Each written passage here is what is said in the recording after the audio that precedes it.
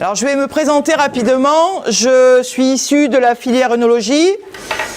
Quand je suis sortie de l'école, comme tout le monde, j'étais persuadée qu'en ayant le savoir des chiffres, j'aurais la science infuse. J'ai mis à peu près 4 ans pour me rendre compte que ce n'était pas le cas. Parce qu'une analyse parfaite n'est pas reliée à un grand vin et qu'à contrario, une analyse avec une distorsion peut être le reflet d'un vin légendaire. C'est pour ça que cette phrase de Goethe, qui a été beaucoup citée, fait souvent partie de mes introductions, à savoir que quand j'ai abordé le vin, c'était avec un savoir rationnel. Des chiffres, des vins, une conclusion, assortie bien sûr de la dégustation, sinon mon boulot n'aurait aucun intérêt. Et puis j'ai découvert cette méthode, complètement par hasard, grâce à mon patron qui m'a dit « j'ai découvert quelque chose qui est fait pour vous ». J'ai dit pourquoi pas. Goethe, dans un de ses écrits, a expliqué que quand on est trop rationnel, on n'a pas l'esprit suffisamment ouvert pour envisager l'empirique, ce qu'on perçoit, mais qu'on ne peut pas expliquer. A contrario, quand on est trop empirique, on perd de vue la notion de rationalité et donc on a trop la tête dans les étoiles et pas assez les pieds sur terre. Cette méthode m'a permis d'être une empiriste rationnelle, d'utiliser le savoir de l'œnologie que je ne renie pas, mais d'approcher d'autres choses comme la biodynamie. Vous allez voir qu'avec cette méthode, c'est pour ça que j'ai fait marquer « voir pour comprendre », vous allez voir ce que vous faites réellement dans vos vignes, ou ce que vous faites réellement dans vos vins. Bon, j'ai un peu picolé, je vais essayer de ne pas me tromper de touche. Ce que vous avez à l'écran, c'est un vin rouge. Ça ne vous paraît pas évident, mais je vous garantis qu'il est très très bon. C'est aussi une méthode pour moi d'être assez discriminante, c'est-à-dire que quand je sors des images, je sais ce que je vais goûter et ce que je ne vais surtout pas goûter. Donc c'est un vin rouge et chaque aiguille que vous voyez à l'écran porte une information. On sait par le biais de la chimie que le vin contient 2000 composants, ce n'est pas anodin. 900 interviennent dans son équilibre ou son déséquilibre, par excès ou par défaut. Chaque aiguille qui contient cette information a une place définie, qu'elle va mettre 14 heures à trouver. C'est le temps de la cristallisation. À partir de là, elle va donner la place à une autre information, comme le principe d'une chaîne ADN. Et lorsque toutes les informations sont logiques et reliées entre elles, sur un vin ou sur tout autre produit vivant, on accède à une image totalement harmonieuse et totalement en adéquation avec le produit. Et je vous garantis que sur la qualité des images, on retrouve aussi la qualité des vins, ou leur manque de qualité malheureusement. Donc j'utilise un sel de cuivre pur, qui est en phase liquide. Cette méthode a été mise au point il y a à peu près mon âge. Ouais, je suis un dinosaure, je fais partie de cette classification-là. Pas espèce protégée malheureusement, mais pourtant je le répète à mes gendres, croyez-moi. Donc cette méthode d'étude, ne riez pas, ça finira par vous arriver.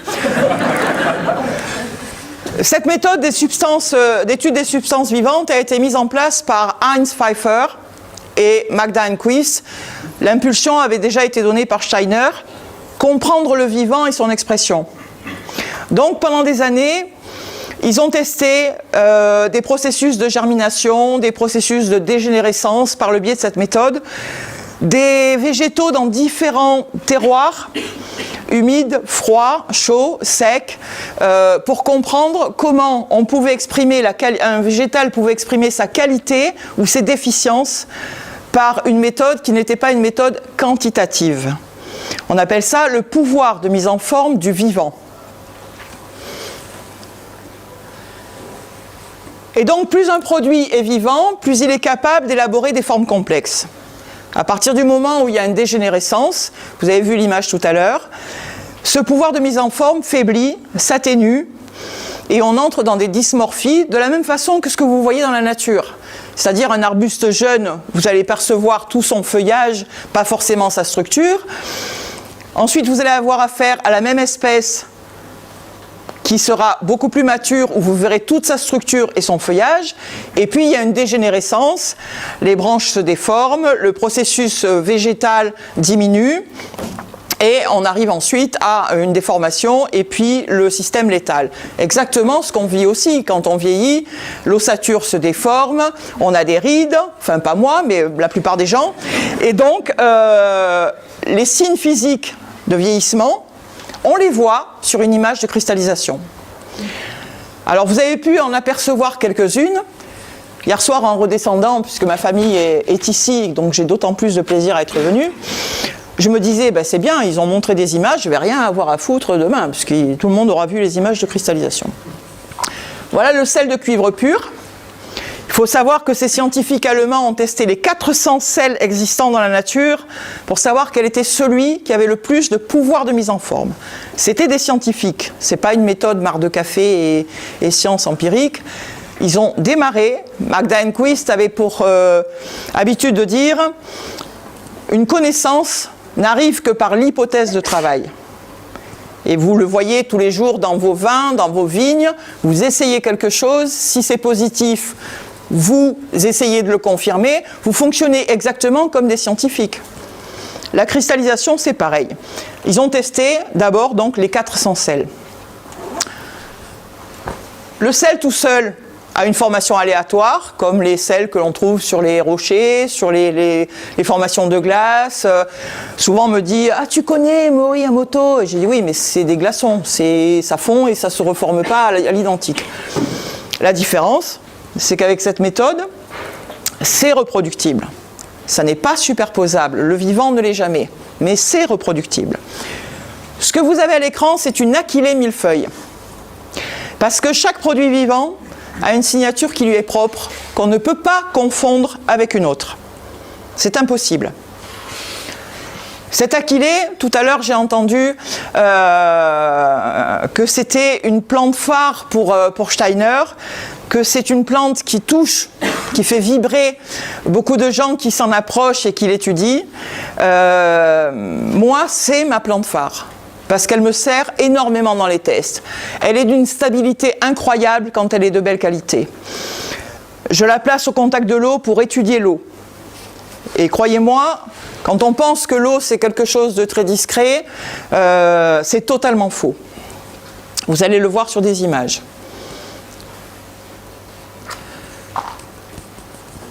Alors vous allez voir que c'est très facile de lire une cristallisation. Ce qui est au centre du cercle rouge. On appelle ça le centre germinatif. En fonction de la forme, on peut déterminer, alors on va parler du vin d'abord. Le vin se comporte exactement comme la vigne dont il est issu. En fonction de la forme de ce centre, on peut déterminer la maturité à laquelle le vigneron a décidé de récolter. Maturité phénolique, maturité technologique, la première que l'on vise pour avoir les arômes rouges. Immaturité, accidents climatiques et autres.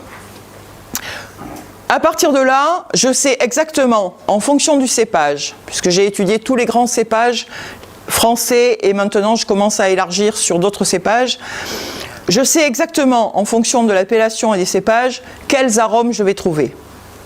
Si on est dans les arômes technologiques, je sais exactement ce que je vais trouver, ou si on est dans les arômes phénoliques, ou si on a la part des deux. C'est très confortable pour moi, parce que je me permets de lire les images et de savoir ce que je vais goûter. Vous, c'est l'aventure. Moi, je sais que je peux éviter les choses qui ne sont pas bonnes. Donc je sais exactement à quel moment le vigneron va récolter. La position du centre m'indique la maturité réelle du vin. Des vins très jeunes peuvent avoir un centre très bas, puisque le centre, au départ de la première année, doit se trouver au milieu, puis ensuite descendre, ou un vin anormalement vieilli. Son horizontalité ou sa verticalité m'indique si j'ai affaire à un vin qui va évoluer de façon linéaire ou pas. Parce que vos vins, messieurs, dames, ne sont pas toujours linéaires, ils sont comme vous. On en a certains qui sont caractériels. Si, vous avez rencontré des gens comme ça, moi je sais. Et s'ils sont caractériels, quand vous allez leur apporter une information, ils ne vont pas la percevoir de suite. Le problème, c'est que en regoûtant votre vin après votre intervention, vous n'allez pas percevoir le travail que vous avez fait. Et vous risquez de recommencer en vous disant ça n'a pas marché. Le problème, c'est que lui, s'il est cyclique, il lui faudra entre 5 et 8 jours pour comprendre ce que vous avez voulu lui apporter. Et donc la patience est de mise sur ces vins. De la même façon que le choix de mise en bouteille, le choix d'intervention doit être ciblé par rapport à ce caractère. Il ne faut pas oublier qu'on a affaire à un produit vivant, pas juste un assemblage de molécules qui sont à vocation, plaisir ou autre.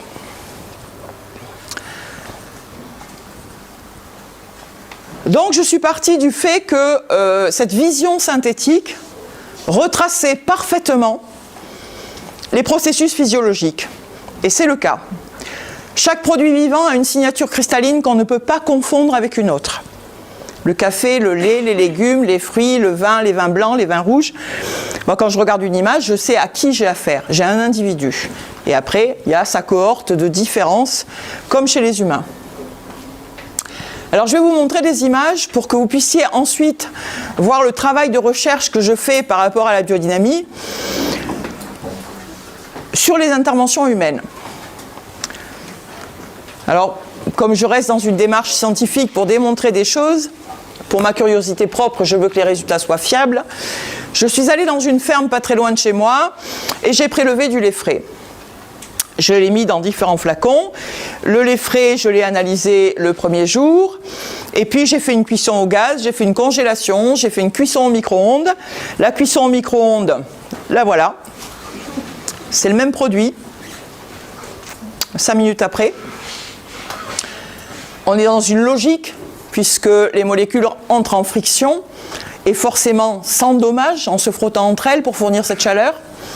Alors pour la petite histoire, j'ai cette image dans la vitrine de mon bureau. Au-dessus, il y a des vins, mais pour montrer aux gens, vous savez, Paris Match, le poids des mots, le choc des photos, j'ai cette image. Et l'été, comme c'est une vieille bâtisse du XVe siècle, je laisse un peu la porte ouverte pour entrer le soleil, faire entrer le soleil. Et là, j'entends des gens « Oh, t'as vu le micro-ondes ?» Oui, mais ça m'étonne pas, c'est ta mère qui nous l'a offert, tu vas me jeter cette merde. Donc, j'assiste à des scènes de ménage en live, juste par rapport au lait. Donc j'entends des choses, ou alors j'ai entendu aussi « Mais c'est quoi ce truc ?» Alors je t'explique, tu prends un grain de raisin, tu le coupes comme ça, tu prends une photo et ça te donne ça. Le mec il est complètement à côté de la plaque, mais il a expliqué ça avec tous les détails qu'il faut, tout le monde l'a cru. Je dis c'est beau le savoir quand même, hein. Le concept, c'est ce que disait Dominique, hein, l'idée de transmission avec le concept.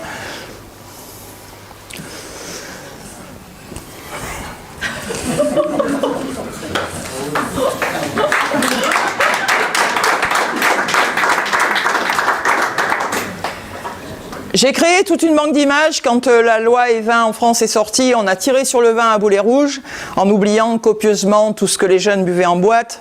Et c'est pas du vin, bien entendu. Et je devais donner une conférence peu de temps après.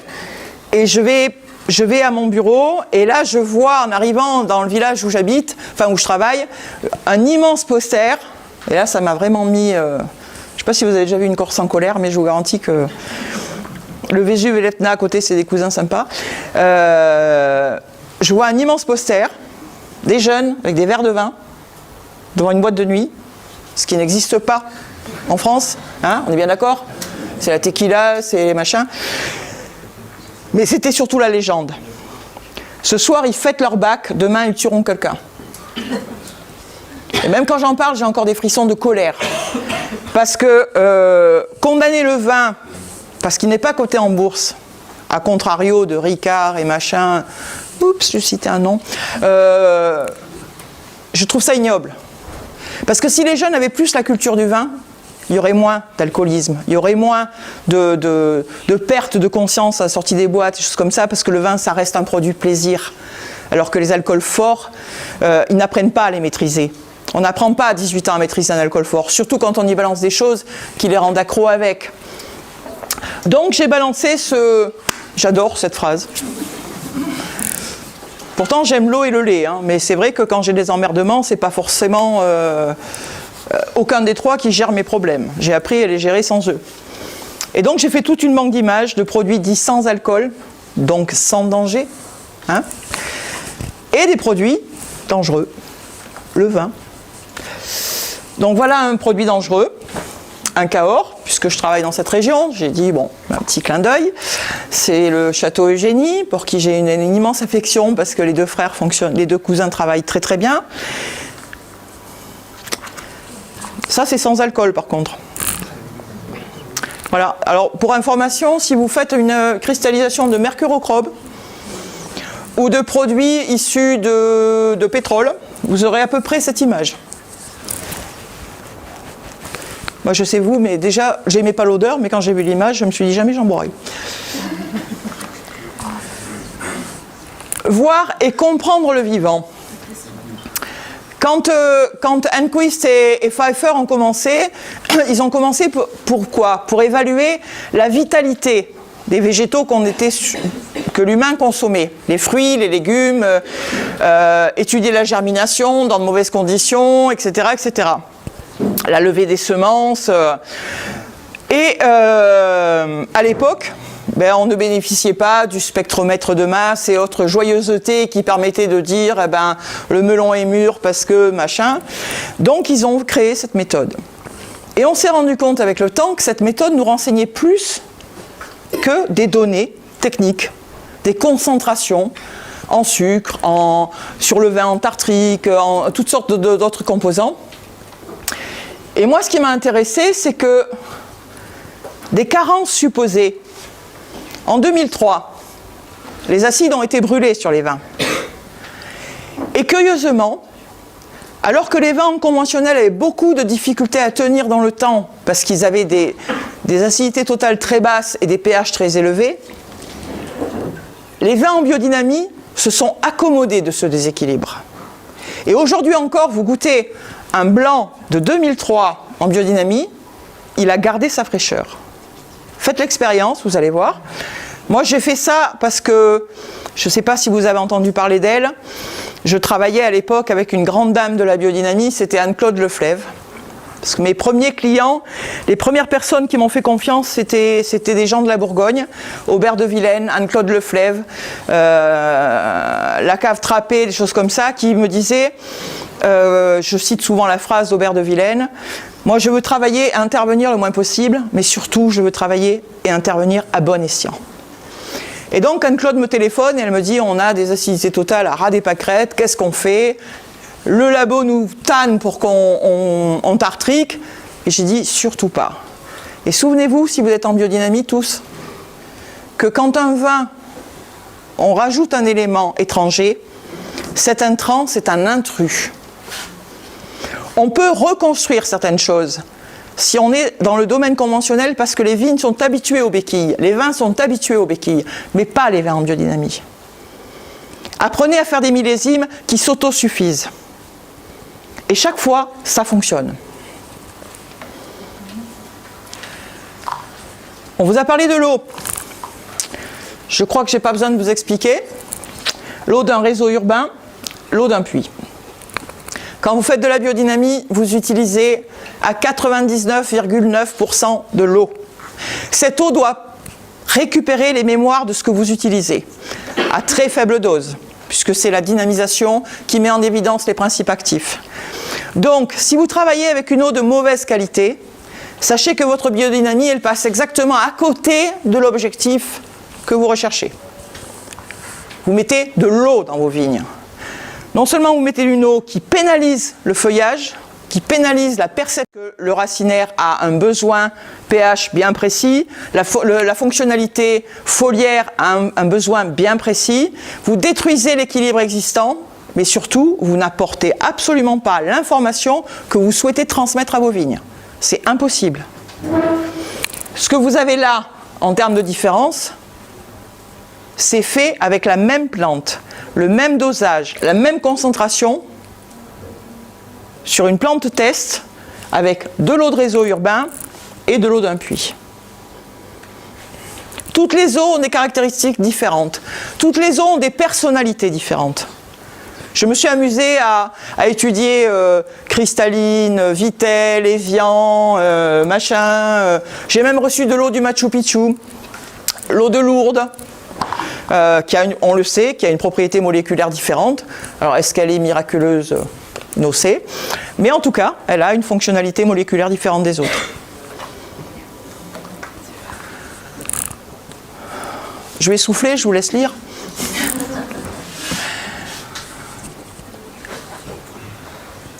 Chaque fois que vous utilisez de l'eau, faites-le en conscience.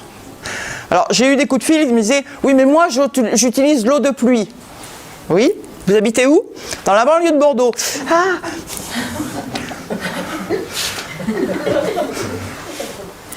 Sachant qu'il y a à Bordeaux, il y a Golfech, vous savez, la célèbre usine nucléaire.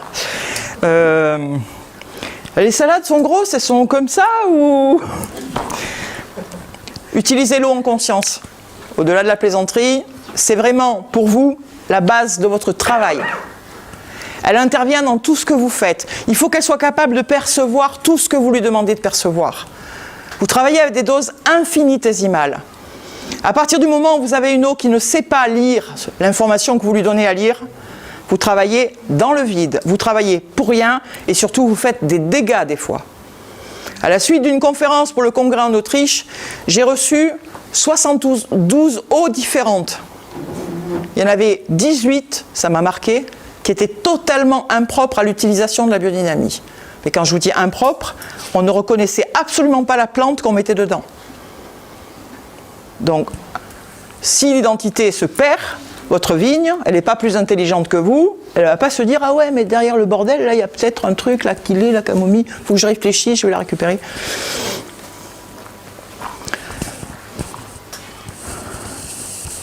On vous a parlé de la 501 et de la 500. On va rentrer au cœur du problème. Cette méthode, elle m'a servi à mettre en évidence les qualités, mais surtout, quand j'ai commencé, j'ai rencontré Maria Thun, j'ai été en contact avec Podoliński. Il y avait deux écoles, vous savez, 500, 500p, est-ce qu'on utilise ça, est-ce que c'est mieux? En fait, quand j'ai rencontré les deux, la première instruction que j'en ai retirée, Maria Thun m'a dit à la vigne, oui, oui, c'est intéressant, on va en planter. Bon. Podoliński, même réponse. J'ai attends, on est en train de faire de la biodynamie, mais qui est adaptée aux salades et aux radis. En fait, la connaissance de la biodynamie sur les vignes, elle est née avec les vignerons en biodynamie. Avec les périodes où ils se sont cassés les dents en essayant des choses. Ils ont lu Steiner, ils ont lu Maria Thun, ils ont lu Podoliński et ils ont fait des essais. Et petit à petit, ils ont réussi à acquérir une connaissance qui leur était propre. C'est pas une recette de cuisine. Des choses qui marchent dans le sud de la France, dans le nord de l'Autriche, dans la Hongrie, en Espagne, en Italie, et j'en passe et des meilleurs parce que je travaille avec beaucoup de domaines dans le monde entier, ne fonctionneront pas forcément chez vous. Il n'y a que votre expérience, il n'y a que vos acquisitions. Après, il y a des choses qu'on peut récupérer dans l'enseignement, mais il faut se l'approprier. Il faut en faire quelque chose qui fonctionne chez soi. Ce que vous avez là,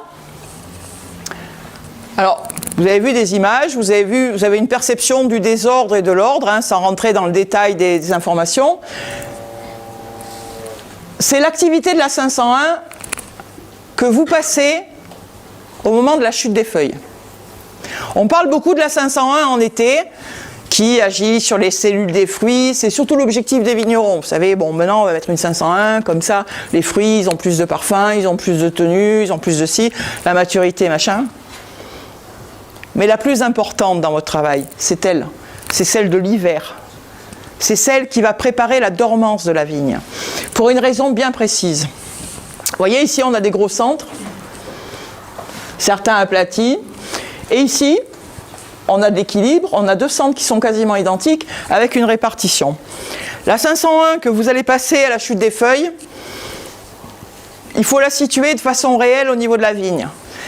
Au moment où on fait la récolte, l'objectif c'est le raisin, c'est le fruit. Mais la vigne, elle ne s'arrête pas au fruit. La vigne, elle s'arrête à la graine, comme tous les végétaux. sa période d'hiver lui permet de constituer sa signature graine. Alors bien sûr, on ne la sème pas, quoi qu'on commence à envisager, certains le font, et ça marche. La vigne, elle a besoin de faire tous ces cycles, comme toutes les plantes sur la planète. Elle passe par le stade feuille, le stade fleur, le stade fruit et le stade graine. Et si vous n'atteignez pas ce stade graine pendant la dormance de la vigne, ce qui se passe, c'est qu'au printemps, votre vigne elle a un retard et la concentration que vous espériez, la structure que vous espériez n'existeront pas. Et quand vous intervenez avec des tisanes en biodynamie, vous vous adressez à une plante qui est retardée. Cette 501, elle permet de boucler les mémoires dans un premier temps. Donc on a une signature graine. Vous verrez la différence des signatures tout à l'heure. On a une signature graine. Ici, on ne l'avait pas. Ça, c'est 8 jours avant. Le témoin, 8 jours après, le résultat de la 501. On est sur des sarments que j'ai prélevés, qu'on m'a envoyés au mois de janvier. Donc, on a fait les traitements de la 501 juste après, avant la chute des feuilles. Donc, c'était espacé à peu près 2 mois, 2 mois et demi. Sa première construction, c'est d'aboutir les mémoires. Donc, de vous permettre d'arriver à la sortie du printemps avec des mémoires abouties et de recommencer un nouveau cycle. Si vous avez déjà du retard sur ce plan-là, vous n'allez pas aller très très loin dans l'objectif qualitatif. Ensuite, elle a une deuxième fonction. Elle fournit toute l'activité cellulaire qui va se focaliser sur les bourgeons fructifères. On appelle ça l'activité du phélogène. Ce n'est pas une vue de l'esprit, c'est scientifique. Cette activité-là, elle doit être performante et le but, c'est d'avoir une sortie homogène. Donc il faut que tous les sarments, tous les bourgeons de l'année suivante, tout ce qui va se former, soit complet et suffisamment complexe pour que vous puissiez retirer le maximum en optimisation de la qualité de vos bourgeons et donc de la floraison et donc des cellules qui vont vous donner du raisin. On sait qu'elle a une activité, Jacques Fourès vous l'a dit tout à l'heure, qui permet d'avoir une sortie plus homogène. L'activité, vous l'avez là, en image. C'est la silice que vous faites à la fin, après les vendanges. Et c'est celle-là qui va déterminer tout le travail et tous les résultats que vous serez en droit et en espoir d'obtenir au printemps. Si vous restez là-dessus, tous les manques qui sont ici, la signature retardée, c'est ce que vous aurez. Quand vous aurez une sortie au printemps, vous aurez du milrandage, vous aurez des cèpes qui seront inégaux, vous aurez des raisins qui seront inégaux en termes de concentration, en alimentation, des cèpes chargés d'autre part, des petits raisins d'autre part, etc. etc. Le merdier qui est affiché ici, c'est ce que vous allez trouver dans vos vignes au printemps. La construction que vous avez là, c'est ce que vous aurez au moment du printemps à la sortie.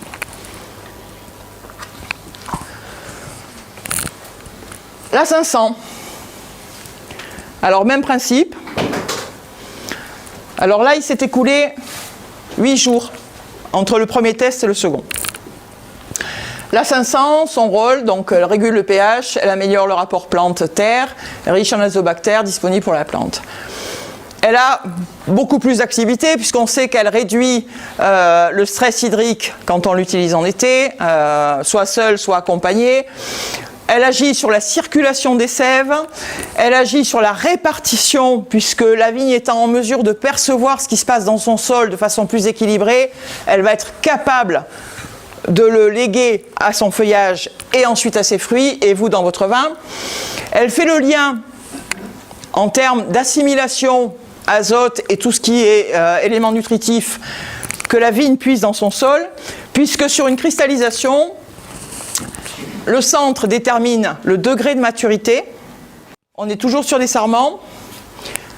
Cet espace détermine l'actu, c'est-à-dire la richesse, la répartition, les blocages éventuels, les stress ou les excès de ce qui se passe in situ dans vos sarments. Et ce qui est tout à fait novateur et ce qu'on retrouve dans les vins, c'est ce que la vigne perçoit de son terroir et qui se situe dans cette partie-là. Donc vous voyez ici, elle est beaucoup plus pauvre. On a... C'est rare qu'on arrive à m'attacher. Hein. C'est bon. On a une disparité entre ici. Donc ça veut dire que cette vigne, qui est celle-là aussi, vous voyez, elle a la même signature, cette vigne, elle a produit un processus de cellules fructifères, mais elle n'a pas réussi à se rattacher à son terroir. Résultat des courses, c'est que, à la différence de celle-là, vous allez avoir un vin qui a un socle beaucoup plus fragile, une minéralité beaucoup moins présente, une tension et une complexité qui sera aux 2/3 moins présente sur ce vin que sur celui-là quand la vigne sera arrivée au bout. Les composts. Alors les composts, j'ai semé une vraie révolution grâce à Dominique. On s'est fait tirer dessus, mais c'est pas grave. Longtemps, le compost mûr, le truc qui a 10 mois, 1 an, qui est bien noir, qui sent bon, un machin, qui est même pas utile au géranium. Pourtant, ils sont de bonne composition. Dominique m'a dit, moi, je pressens qu'on fait fausse route et qu'on laisse trop vieillir les composts. Connaissant sa formation, j'ai dit, bah, écoute, moi je te suis sur la recherche, je fais le boulot en cristallisation, toi tu me procures les composts. Celui que vous avez à gauche, c'est le compost qui est élaboré, qui a 1 seul mois, qui est dédié au domaine de la Romanée-Conti. Parcelle particulièrement ancienne, qui a surtout besoin d'être alimentée en énergie et pas forcément en enracinement. Vous voyez que le centre est circulaire, ce qu'on appelle un centre fruit. Si vous faites tout ce qui est céréales, végétaux, fruits et autres, et que vous avez ce type de centre, ce sont des centres qui sont dédiés à l'aspect nutritionnel. Donc, on apporte quelque chose qui est prévu pour nourrir les vignes, et pas l'enracinement. A contrario, celui de 4 mois, c'est exactement le même, il a juste 3 mois de plus. Vous voyez que la nature fait évoluer les choses. On est sur une signature graine, signature de végétaux aboutis, signature qui parle à l'enracinement cette fois-ci. Là, on n'a pas d'information dans la périphérie. On n'est pas relié au processus terre, on alimente. Ici, tout est relié, du début jusqu'à la fin. Ce compost de 4 mois, lui, est dédié à l'enracinement. Parce que chaque vigne, les recettes de cuisine, ça n'existe pas en viticulture, ni dans aucune partie du monde végétal où l'homme s'adresse. Chaque vigne a des besoins qui lui sont propres. On ne fait pas des composts sur une façon globale en disant ben, je prends ce compost et je fais toutes mes vignes. Vous avez des vignes qui ont des problèmes d'enracinement ou qui sont instables, avec des ceps qui bougent. Vous avez des vignes qui sont fatiguées parce qu'elles sont très anciennes. Ciblez vos composts avant de les utiliser avec la conscience de ce que vous faites. Là, on est sur l'aspect uniquement nutritionnel. On ne parle pas du tout à l'enracinement. Je commence à bafouiller, je vais me coucher. Ici, on n'est pas du tout dans le nutritionnel. On est uniquement sur l'enracinement et la liaison du végétal avec son terroir.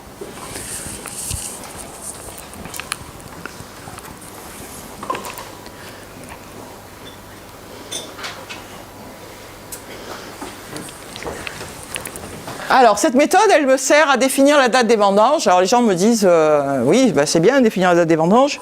Il faut savoir que je travaille avec des domaines. Quand je rentre de Corse l'été, je m'arrête, je récupère leurs raisins pour des vendanges qui ont des fois lieu fin septembre, début octobre. Et je leur donne la date. Tout simplement parce que dans le profil des cristallisations, on voit ce qui va tenir dans le temps, ce qui ne va pas tenir, ce qui est capable de continuer à évoluer. Dans quel délai et dans quelle mesure? C'est un gros avantage puisque ça me permet de dire aux vignerons, bah écoute, on est le 28 août, tu ramasseras le 8 octobre avec tel objectif, puisqu'ils me donnent leurs objectifs aromatiques, avec tel objectif. On va plus loin, on connaît les besoins en azote qui vont tenir sur la durée, on connaît les forces et les faiblesses du raisin. Est-ce qu'il va falloir travailler impérativement avec telle technique ou est-ce qu'on peut aller laisser les choses un peu plus loin? Et bien sûr, la phrase Aubert de Vilaine, intervenir à bon escient. Est-ce que c'est un raisin qui présente des problèmes d'anaérobiose dans le sol et qui donc va présenter de la réduction précoce? Ou est-ce qu'on peut travailler avec des doses minimalistes d'oxygène? Parce que vous savez comme moi que l'oxygène dissous, c'est le meilleur moyen d'user vos vins à coups de pioche. Donc, on profile tout ça. Et les vignerons me disent, bah, c'est génial. Moi, tu me dis qu'avant le 8 octobre, j'ai rien à faire. Bon, mais je vais continuer à me la couler douce jusqu'à ce que la cave soit prête.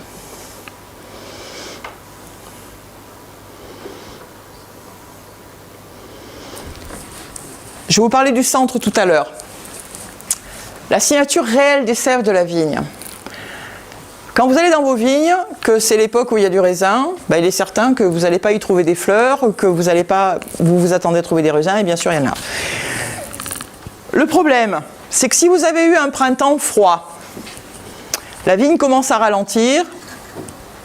Vous l'avez vu, hein, des fois on dit « Ah ben tiens, cette année elle a 8 jours d'avance, 8 jours de retard, ah ben elle est calée ». Mais ça va plus loin que ça, c'est que dans les sèves, outre le fait de ce qu'elle vous montre, il y a une réelle maturité cellulaire. Et cette maturité, elle va s'associer jusqu'au bout. La vigne est capable de garder un retard, même si après il fait très beau, même si après vous avez la pluie, même si... Il y a des vignes qui sont pénalisées par leur système racinaire ou par leur ambiance, qui vont garder ce retard. Résultat des courses, vous allez avoir du raisin qui en apparence est mûr, mais qui sera resté sur le processus de floraison, dans la concentration des sèves. De la même façon qu'on on va avoir ce problème par exemple sur des plantes médicinales à vocation huile essentielle. Eh bien, si vous faites l'analyse d'une huile essentielle d'une plante qui a vécu un retard, vous aurez 2 fois moins de concentration de principes actifs. Sur vos vins, vous aurez moins de concentration de principes actifs de votre objectif. Si vous avez un vin floral, ce n'est pas un défaut. Mais ça engendre une vinification différente, une conservation différente, une mise en valeur différente et une approche du consommateur différente, parce que n'oublions pas que vous faites du vin, pas pour le siffler tous les soirs devant la télé, mais pour le vendre. Donc le végétal qu'est la vigne, c'est un végétal intelligent, c'est un végétal à mémoire. Il engrange des données tout au long de la période où il se dirige vers ses fruits. Et s'il y a des retards, il n'est pas toujours capable de les récupérer. Il n'est pas toujours capable d'avancer selon vos données, vos connaissances, ce que vous voyez in situ. Cette méthode m'a permis d'anticiper et de travailler. Ça, c'est un Chablis 2006. Il y avait eu des incidents climatiques graves. Et on se retrouve avec un centre à formation géométrique. Ce formation géométrique, c'est une signature, ce qu'on appelle la signature feuille. Donc la concentration en éléments nutritifs dans les sèves n'a pas pu se finaliser. Et donc, alors si c'était que le centre comme ça, ce ne serait pas gênant parce que le tissu est pas mal. Le problème, c'est que sur 1 an, ce vin développe des tanins verts, désagréables, et qui ne se finalise pas du tout. Il va au contraire se déprécier au fur et à mesure de son évolution. Voilà le cycle fleur. Alors on le reconnaît parce que c'est une formation vraiment en amande, très large, très aérienne, qui rappelle les pétales d'une fleur. Sur celui-ci, vous voyez dans le centre de gauche, on a une formation en vortex, donc on s'approche du processus fruit. C'est globalement ce qu'on recherche sur les grands blancs de garde, c'est-à-dire ce processus double aromatique, fruit-fleur, les fleurs pour garder la légèreté et le côté aérien, fruit pour garder la complexité. Donc voilà la signature fleur. Quand je rencontre une signature fleur sur les blancs comme ça, et qu'elle est intacte, je sais que le vigneron a fait un choix qualitatif de signature qui lui apporte la complexité souhaitée, mais je sais aussi, en regardant le tissu, s'il a compris à quel stade il était. Les signatures fleurs des blancs se vinifient à des températures plus basses que la normale. Parce que, comme dans la nature, les fleurs sont plus sensibles à la chaleur que les fruits. Mais il y a un autre élément et qui est plus important encore. Les signatures florales sont allergiques au soufre. C'est-à-dire qu'à 20 mg, vous pouvez sentir du soufre dans un vin alors qu'il n'a que 20 mg, ce qui n'est pas considéré comme un excès. Donc quand vous travaillez sur l'objectif floral, souvenez-vous que vous devez travailler pour exploiter le potentiel aromatique de vos vins. Sinon, vous endommagez des choses qui, tôt ou tard, se casseront au fur et à mesure de l'évolution du vin. La signature fruit, donc c'est ce qu'on appelle dans le jargon œnologique la signature technologique. C'est ce que globalement on recherche pour les fruits rouges, pour le côté rond, pour le côté maturité, liaison, tanin, anthocyanes. Les tanins et les anthocyanes sont ici, dans l'image du vin. Ça me permet, vous voyez, alors ici on voit toutes les ciselures, et puis ici c'est un peu gommé. Ce sont des colloïdes instables. Ce sont des matières colorantes qui vont se désolidariser. On va loin dans la cristallisation, hein. On arrive vraiment à rentrer dans l'intimité d'un produit. On est sur un sol argilo-calcaire, puisqu'on a une liaison qui est ce qu'on appelle la liaison en branche de sapin, qui est typique de l'argilo-calcaire. On reconnaît bien les sols sur un vin. Et puis la signature phénolique qui apporte donc les notes noires. Alors des fois on a un centre phénolique et un centre technologique, donc je sais le vigneron a joué sur les deux pédales pour avoir les doubles arômes, ce qui est dans l'absolu parfait. Par contre, il va falloir surveiller son appétence, puisqu'on sait que les maturités phénoliques sont plus oxydatives que les autres. Donc chaque signature a une importance, parce que de cette signature va découler votre façon de travailler. On en a parlé tout à l'heure. J'ai fait un travail sur 32 domaines. 32 domaines, dont 31 m'ont donné 4 comparatifs. En Allemagne et en Autriche, on travaille sur des blancs qui ne sont pas forcément comme nous en France, sur des pressurages. Ils font aussi des vinifications en grains pleins, qui sont superbes. Donc on m'a demandé de travailler levure indigène, levure sèche sélectionnée sur des pressurages tels qu'on les faisait en France, et sur la méthode de vinification qu'on utilise aussi en Allemagne et en Autriche et dans d'autres régions, en grains pleins. 31 domaines sont sortis en faveur de la levure indigène. Le 32e, c'était l'inverse. Alors on parle de l'exception qui confirme la règle. Et moi, sur le coup, je n'ai pas compris. Ma logique scientifique, je me suis dit, attends, il suffit qu'il y en ait un qui remette en question la théorie selon laquelle la levure indigène est mieux que la levure sèche. Et puis, parce que comme je travaillais à l'aveugle, j'ai appris que le 32e domaine, ce n'était pas un domaine, c'était la station d'œnologie, qui avait fait une micro-vinification avec la levure adaptée au cépage. Sauf que vous, quand vous achetez des levures, le commercial vous dit « Ah mais attends, c'est génial, ça donne des notes de banane, de machin, de trucs, ça consomme de l'acide malique, ça fait tout, il n'y a que la touche carotte râpée qui n'y est pas sur ces trucs. » Sauf que ce n'est pas forcément adapté à vos vins. Alors moi je ne suis pas pour l'éradication complète de la levure sèche, parce qu'il y en a qui sont très très bien faites. Il y a des sélections variétales, comme sur d'autres choses, qui fonctionnent, et qui fonctionnent bien, et qui, malheureusement, les années à risque, je crois qu'il y a des images, il ne faut pas oublier que laver plus blanc que blanc, c'est bien si ça marche. Mais si vous allez au casse-gueule commercialement, c'est compliqué. Alors moi, je ne suis pas pour dire on n'utilise pas ça. Je dis on l'utilise en connaissance de cause. On l'utilise pour que mon produit soit bon. Pour qu'à la fin, je sois fier de le présenter, qu'il reste vivant, qui reste fonctionnel. Si vous faites un vinaigre naturel, vous allez vendre un vinaigre naturel, vous n'allez pas vendre un vin, je suis désolé. Donc faites en sorte, quand vous ne pouvez pas faire appel uniquement à la nature, qui des fois se conduit comme un chameau, il faut bien l'avouer, conduisez-vous en humain conscient de ce que vous faites, mais vous pouvez faire appel à la science, en connaissance de cause, avec des faibles doses. Fermentation à risque ou pas? Les levures. Alors les levures, elles ont le même comportement que le vin qu'elles vont faire, hein, bien évidemment. Vous voyez, on a des centres fruits là qui sont, c'est du raisin. J'ai fait une prise de mousse en laboratoire. Ça se passe très bien. J'ai souvent affaire à des biodynamistes qui me disent Margaret, on prévoit les vendanges aux environs du 25. Est-ce que le 15, je peux t'envoyer des raisins? Je t'envoie 4 parcelles. Tu me dis celle que je choisis pour le pied de cuve. Là, on balise. Et des fois, sur les 4, il n'y en a qu'une qui est capable de ça. Et je leur dis, ben, tu utilises celle-là. Celle-là, affranchie de tout risque. Et puis, des fois, ce que j'ai surnommé la tribu papou, vous avez autant de bactéries, vous voyez, ce n'est pas du tout les mêmes centres que là. Vous avez, là, voilà la levure. Et vous voyez les voisines qu'elle a?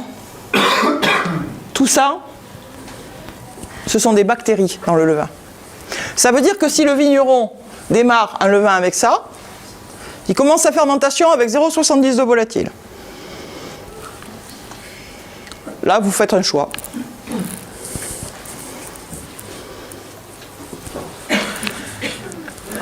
Cette méthode, elle a quelque chose d'extraordinaire, c'est que bien avant que les signes physiques se propagent sur la vigne ou sur le vin, puisque j'ai fait l'expérience d'un lactobacille identifié 2 ans avant qui se manifeste sur le vin, ce que vous avez à l'écran, c'est le botrytis. Les maladies ont une signature cristalline. Une signature cristalline qui leur est propre et qui interviennent. Quand vous allez chez le médecin, vous toussez, vous avez de la fièvre, des démangeaisons ou Dieu sait quoi, mais vos anticorps ont commencé à se manifester bien avant ça. Ce sont avec les symptômes que le médecin vous dit ce que vous avez. Si vous y allez 3 jours avant en lui disant « Docteur, je vais être malade », le mec il va déjà se demander ce que vous avez picolé, et ensuite vous dire eh bien, « Écoutez, vous reviendrez quand je pourrai voir si vous avez des plaques, la gorge rouge, les oreilles... voilà. Bon. » L'intérêt de la méthode, c'est que avant même que les signes physiques se propagent sur la vigne me dit « J'ai tel problème et je vais le développer ». Alors quand ça se situe dans cette bande ici, c'est prédictif. La vigne me dit « Mon système immunitaire est en danger, voilà ce que je couve ».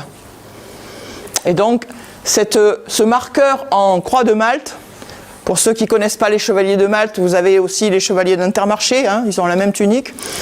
Donc cette croix, comme ça, elle me dit, la vigne me dit, je vais avoir le botrytis. Si elle se situe ici, la vigne me dit, j'ai le botrytis. Et le vigneron le voit. Et si ça se situe ici, ça met en cause l'équilibre, la perception de l'oxygène du raisin. Auquel cas, il faut travailler différemment, parce que là, on est sur des équilibres dangereux et sensibles. Voilà comment ça se manifeste sur un vin. Quand je dis un vigneron, il est superbe ce vin, c'est un vin allemand qui est magnifique. Vous voyez, le centre est de taille normale, puisque sur des vins touchés par le botrytis, on va avoir des très gros centres. Mais il y a une cicatrice qu'on reconnaît, la croix de Malte. Alors au début, quand je disais au vigneron, il est superbe ce vin, mais la vigne a eu le botrytis. Le mec il se dit, mais comment elle le sait ? Je le sais parce que de la même façon que je me suis cassé le bras, j'ai une cicatrice sur le bras qui ne m'empêche pas de m'en servir, le vin, lui, il a une cicatrice de son passé. Le vin, ça n'est jamais que les mémoires globales de ce que votre vigne a vécu, avec son terroir, avec vous, avec le climat.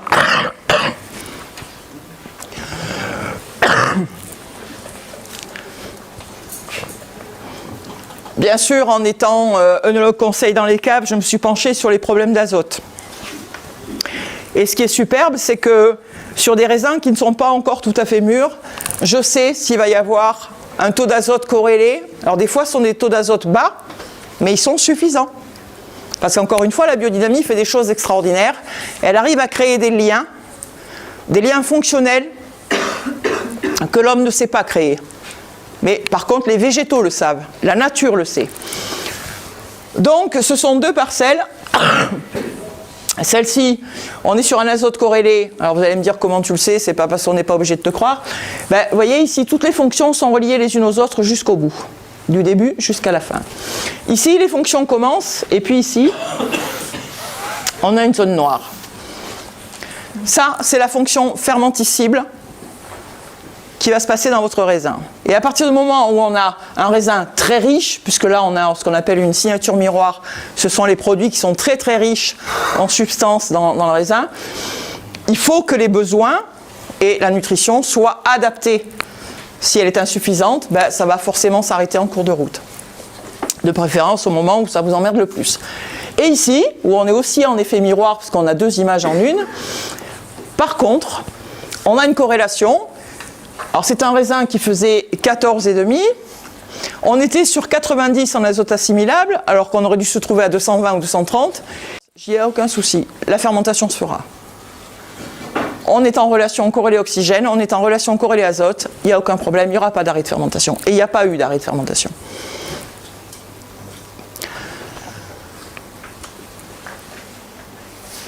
Quand j'explique la cristallisation, ce que je dis aux gens, c'est que pour comprendre comment fonctionne une entité comme une vigne ou comme un vin, imaginez, on est 10 dans une salle et on parle de la dernière visite médicale qu'on a eue et du traitement qu'on a pu avoir par rapport à une migraine ou autre chose. Une personne va avoir besoin d'1 gramme d'aspirine, acétylsalicylique. L'autre va vous dire, moi je me soigne avec 500 mg de paracétamol. La troisième va utiliser 250 mg d'ibuprofène. Persuadé que c'est mieux, sauf que c'est la sœur jumelle de l'aspirine. On vous vend un autre produit qui porte un autre nom, le même produit. Sur les vins, le problème de l'œnologie, c'est qu'on sort des analyses et on a des corrections types. Or, vos vins ne fonctionnent pas tous avec les mêmes besoins. Vous avez un vin qui va tenir avec 10 mg de soufre. Vous avez un vin qui va tenir avec 0 mg de soufre. Et puis certains auront besoin de 25. Je parle de soufre actif. De la même façon que les rapports acidité totale pH, les acidités volatiles. Moi j'ai goûté des vins à 0,80 de volatile. Par contre j'ai goûté des vins à 0,50 de volatile qui étaient brûlants. Donc quand on connaît les besoins réels de son vin, on peut interagir de façon la plus douce possible. Et pas avec des prototypes ou des archétypes des corrections œnologiques.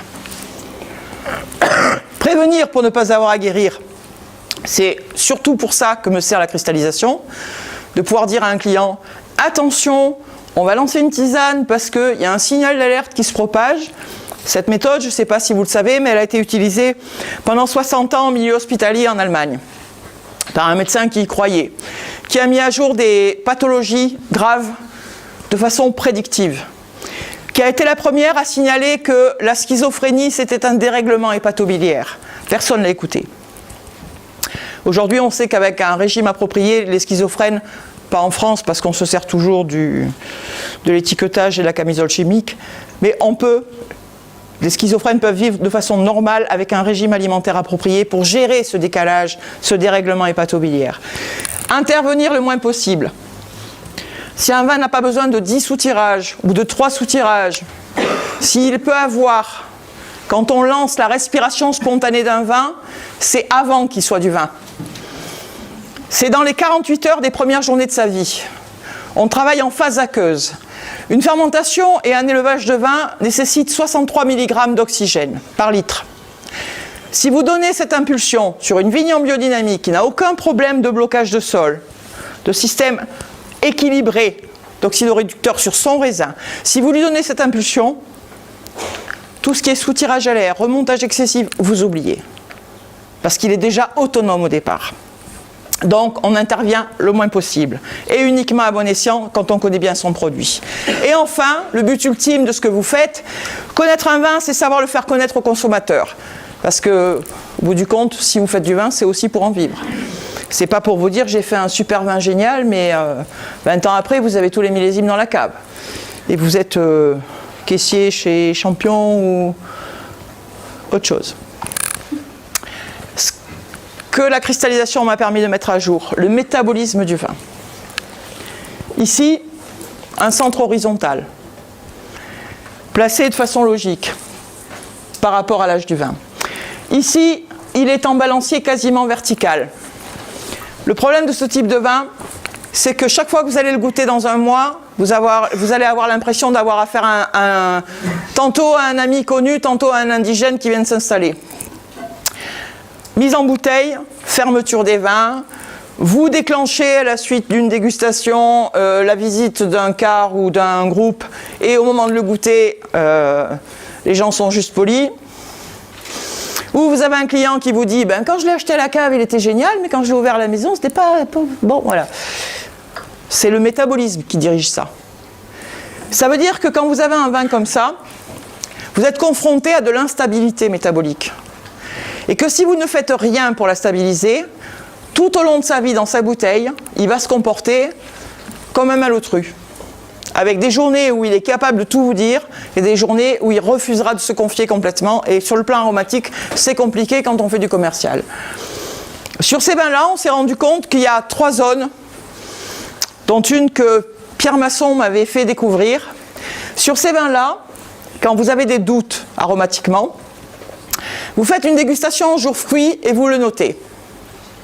Et puis vous faites une dégustation en jour fleur et vous le notez aussi. Et le jour du périgée, vous refaites une dégustation et vous la croisez avec les 2 autres journées. Et c'est le jour du périgée que vous pourrez la relier au véritable profil aromatique de votre vin. et que vous pourrez choisir le jour de la mise en bouteille pour le stabiliser au maximum, pour éviter d'avoir ces zones de fermeture. Ces choses austères quand vous ouvrez une bouteille alors que vous étiez ravi de ce qu'il était au moment où vous l'avez enfermé.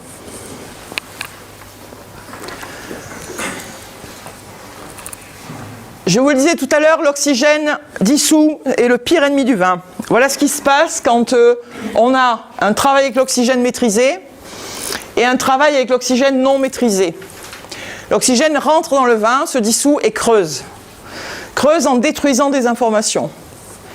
Et 1 an plus tard, vous avez un vin qui en paraît 15 de plus, alors que celui d'à côté, qui était sur le même terroir, celui d'à côté, lui, n'a perdu aucune de ses capacités aromatiques, de sa texture, de sa longueur et de sa liaison avec son terroir. Donc pensez-y quand vous intervenez avec l'oxygène.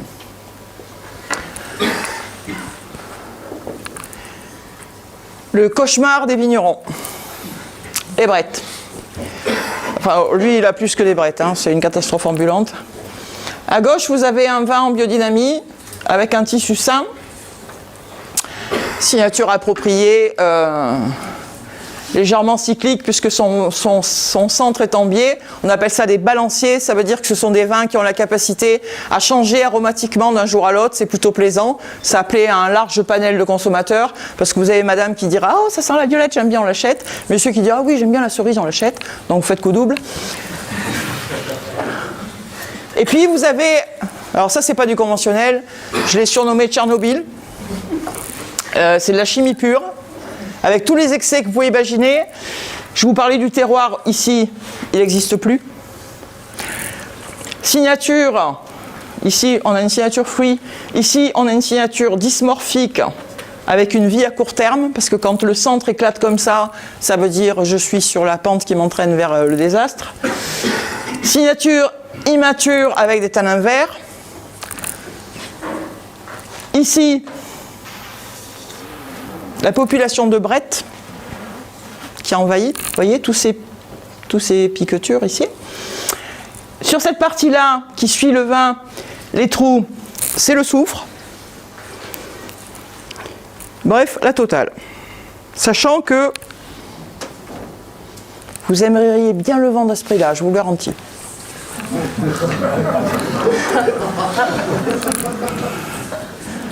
Ouais, j'ai un petit côté mauvaise langue, mais j'aime bien. Je ne cite pas de nom, hein, je vous préviens. Même sous la torture.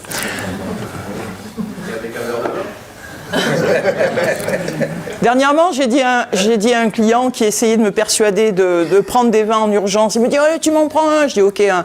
Bon, 2. Je dis tu vas arrêter parce que être une femme et avoir grandi en Corse, ça nous donne un avantage supplémentaire. C'est-à-dire qu'il vaut mieux négocier avec un terroriste palestinien qu'avec moi. L'aquilée et l'aquilée plus du soufre. J'ai repris tous les préceptes utilisés en biodynamie. Je me suis dit, chacun dit la sienne. Qui je suis obligé de croire? Personne. Donc je vais tester tout ce qu'on m'a dit. L'aquilée, elle a l'information soufre? Eh bien on va vérifier. On sait qu'elle a 18% de soufre dans ses cendres. Donc, j'ai pris une aquilée, j'ai mis un dosage proportionnel au principe actif de l'aquilée, j'ai fait une image, donc aquilée plus soufre. Vous remarquerez que son côté aérien floral a tendance à disparaître. Elle acquiert un système géométrique qui est purement lié à cet élément qui est le soufre et un durcissement de certains canaux. Ça, c'est l'image que vous avez vue précédemment. Ça, c'est de l'aquilée juste dynamisée. Et en fait, l'aquilée juste dynamisée observe exactement le même comportement que l'aquilée avec le soufre. Donc l'information, ça veut dire que le profil soufre qui apparaît une fois qu'on a dynamisé de l'aquilée est bien réel. Il y a une fonction cicatricielle, antioxydante, et qu'elle donne une information soufre à la vigne qui se poursuit dans le vin, c'est une réalité. J'ai testé la fonction cuivre de la camomille, j'ai testé la fonction calcium du chêne. On a découvert il y a 2 ou 3 ans de ça que lorsqu'on travaille avec une tisane d'écorce de chêne dans les 3 premières semaines de décembre, on arrive à effacer les mémoires récurrentes cryptogames qui sont déjà inscrites dans la vigne de l'année précédente.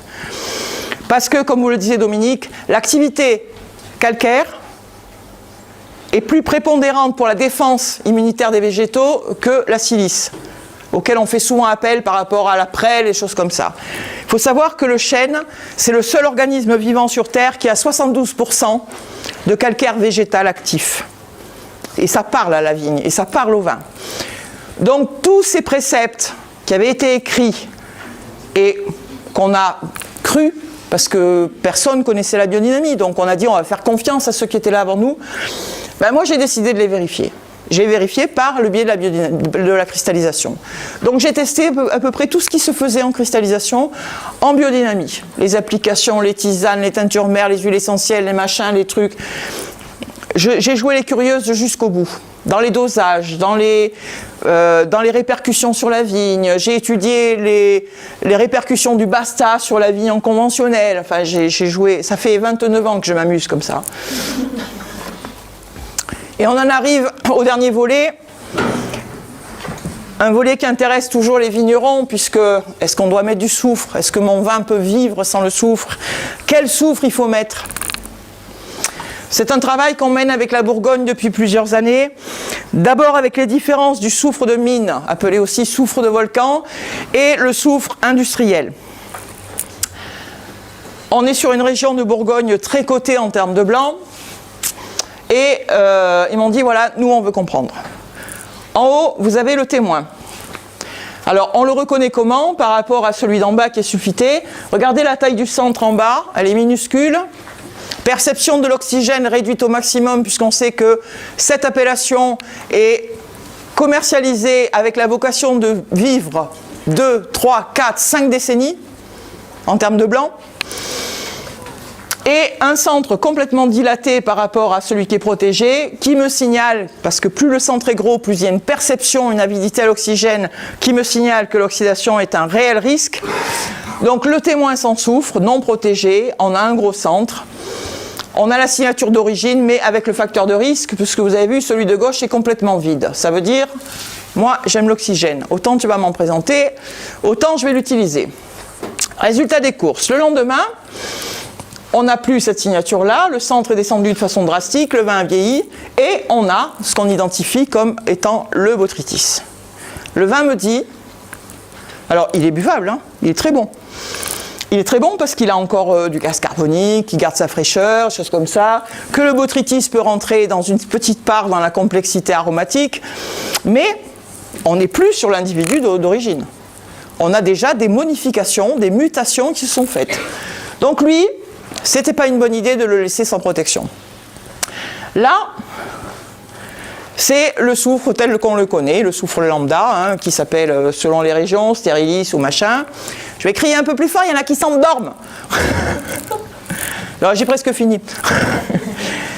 Et je le laisse 24 heures sous aération pour voir comment il se comporte. Et vous voyez, le centre tout petit, c'est ouvert, les tissus sont plus fins, on a une réelle perception du vin, plus que de la fermeture liée au soufre. Mais ici, on est sur la taille normale d'un centre, c'est-à-dire le vin me dit j'ai perçu l'oxygène mais je ne suis pas en danger, je m'exprime, tu vas trouver tout mon profil aromatique, la longueur en bouche, la liaison avec le terroir, etc. On refait la même chose avec des rouges, le témoin sans soufre. Alors vous savez que les rouges sont davantage protégés par leurs tanins, par leur fonction polyphénolique, etc. Je le laisse 24 heures ouvert. Regardez la taille du centre par rapport à la veille. Il s'est multiplié par 4 ou 5. Donc là, je dis ça va pas. Ça va pas parce que un vin qui va rester sur table, la personne qui s'attend à trouver ça, va finir par avoir ça.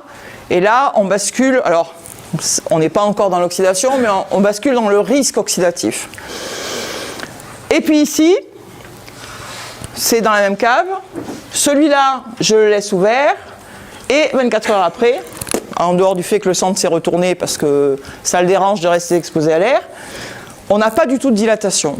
Donc là, je peux dire au vigneron, sur celui-là, tu peux travailler sans soufre, il n'y a aucun problème.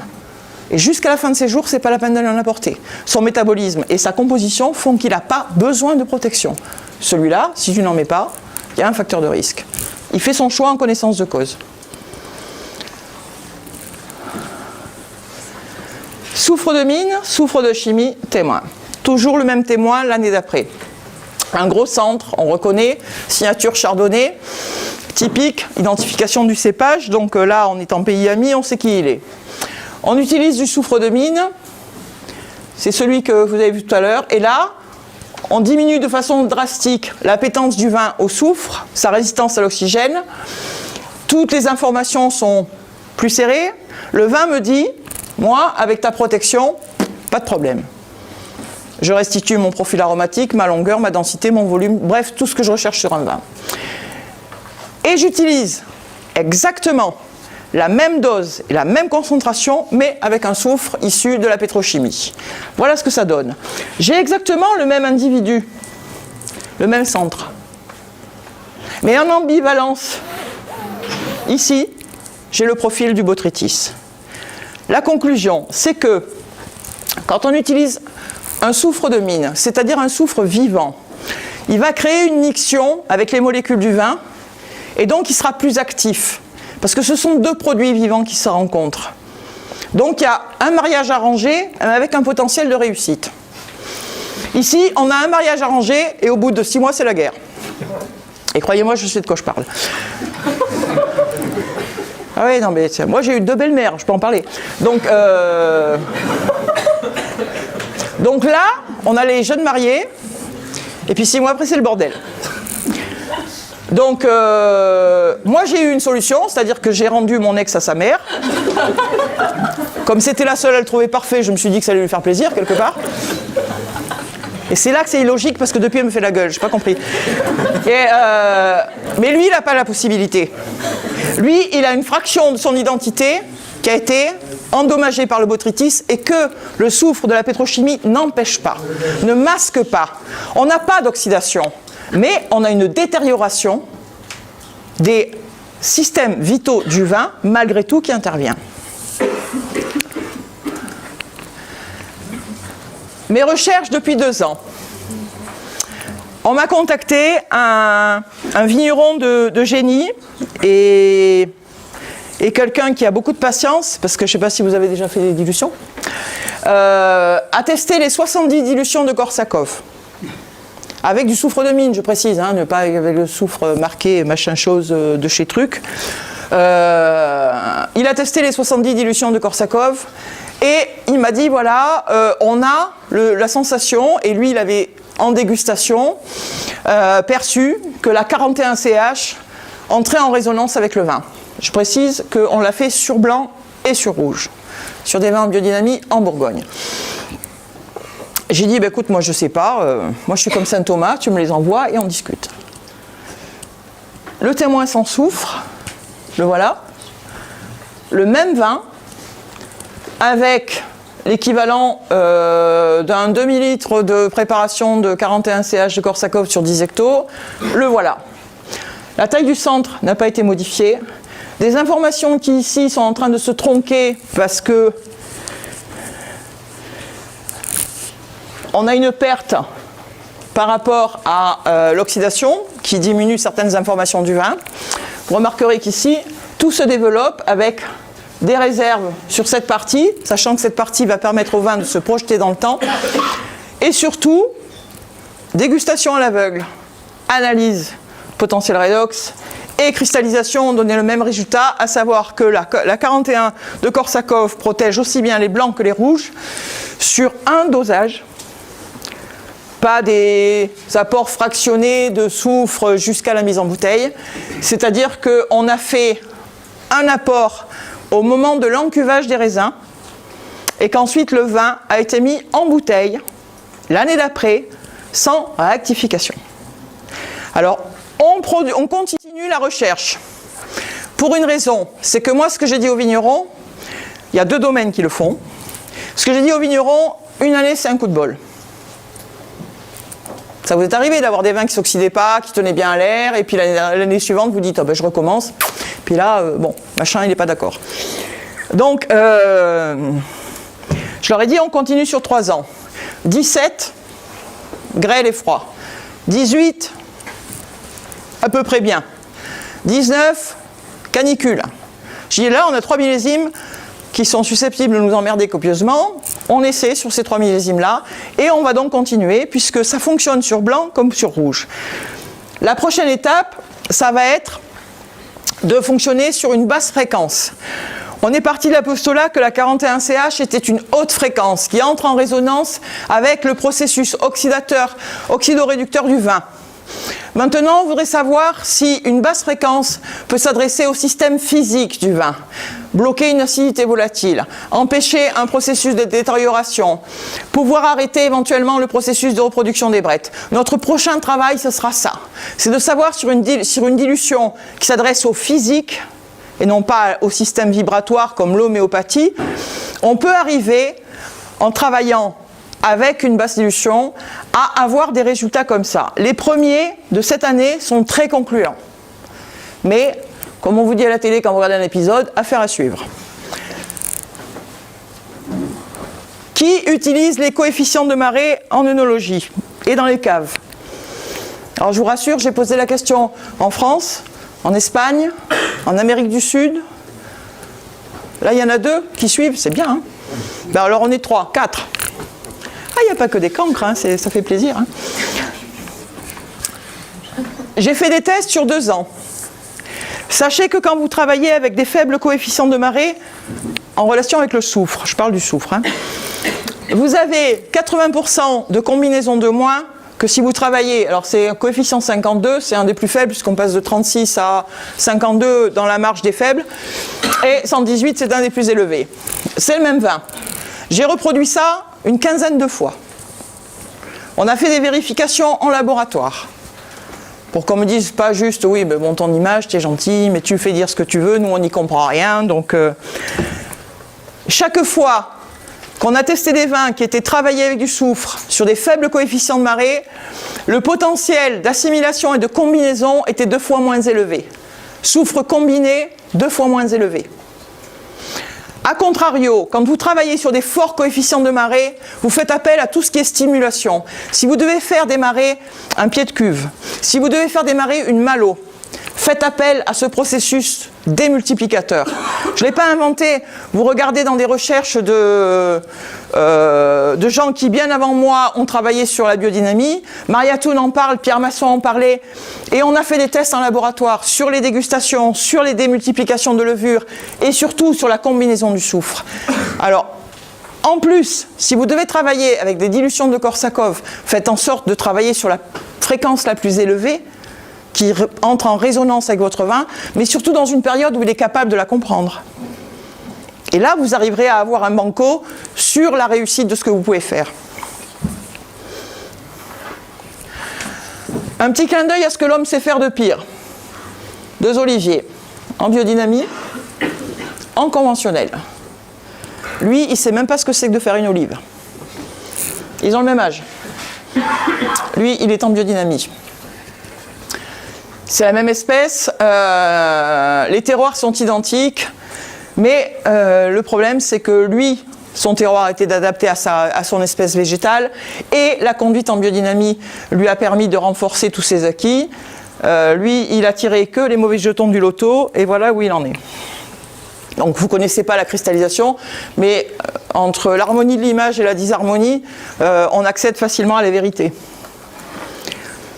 Et pour finir, des vins qui ont marqué mon parcours, c'est dommage qu'il ne soit pas là, mais je me garde le droit de l'engueuler quand je le verrai. C'est un des premiers vignerons corses qui m'a fait confiance à l'époque, parce qu'il avait rencontré Anne-Claude Leflèvre, qui était une grande dame de la biodynamie en Bourgogne et qui était devenue une amie avec qui je travaillais beaucoup. Et j'ai donc eu la chance d'avoir accès à une des premières cuvées d'amphore d'Yves Canarelli, qui a vraiment les signatures et le mouvement de la biodynamie, puisqu'à l'époque il était déjà en biodynamie, avec une réponse terroir et des choses qui sont vraiment harmonieuses. Je vais vous montrer quelques vins que vous n'aurez peut-être pas la possibilité financière d'approcher, mais vous vous direz, je les ai pas bu, mais je les ai vus, grâce à Margaret. Moi je les ai bu aussi. Hein.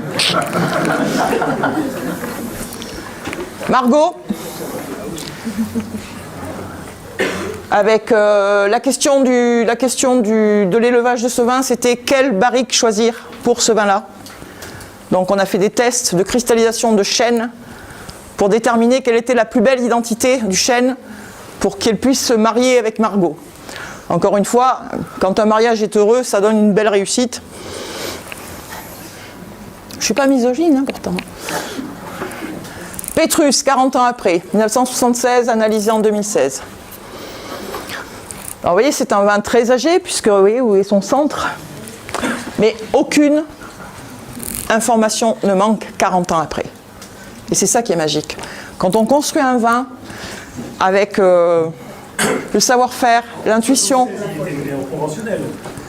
Il était mené en lutte raisonnée. Il est toujours en lutte raisonnée. Il n'est passé ni en bio ni en biodynamie. Mais je voulais montrer, je travaille avec des gens qui sont aussi en conventionnel, mais avec un conventionnel qui font appel à moi pour... ils ont peur du bio, de la biodynamie. C'est souvent ça, hein, la crainte de l'inconnu. Est-ce que j'ai plus de moyens pour me battre? C'est souvent ça. C'est souvent. Là,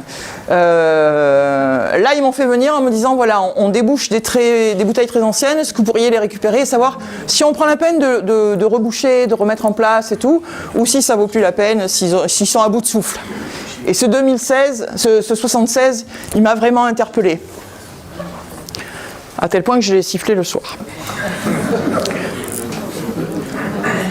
Je vous le dis, il n'y a pas mes gosses, mais sinon je leur dis pas ça. Elle, je vous la présente plus. Signature en biodynamie. Quand vous avez une réponse comme ça, avec le processus qu'on appelle en biodynamie le processus de l'anguilline tulipaire, c'est-à-dire cette espèce de calice qui se forme comme ça, c'est que le profil biodynamique est intégré complètement dans votre vin. C'est une légende mondiale, c'est un 98, j'en avais eu 9 cette année-là. On cherchait à affiner certaines réponses que le vin était capable de capter. Il m'avait fait suffisamment confiance et ce profil de la tulipe, ce processus capteur de la Romanée Conti, il ne m'a pas dit qu'il était en biodynamie. C'est en la voyant que j'ai compris qu'il était en biodynamie. Ça, c'est une des légendes mondiales, donc je vous dis... Vous aurez très certainement peu d'occasion de la boire, mais au moins vous l'aurez vue. Et puis, dans les légendes mondiales, il y en a une qui est totalement accessible, parce que c'est un prix très raisonnable. Tout le monde a eu l'occasion de la côtoyer. Une légende mondiale qui mérite une image et un nom. Merci de votre attention.